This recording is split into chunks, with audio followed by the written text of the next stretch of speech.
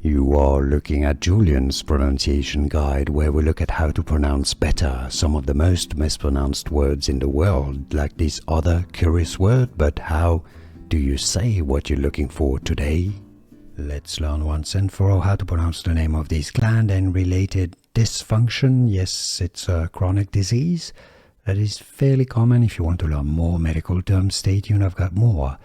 It's named after a German researcher, physician, Heinrich Meibomian.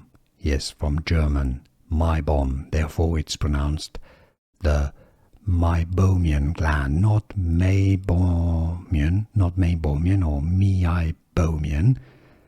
Meibomian from Meibomian gland.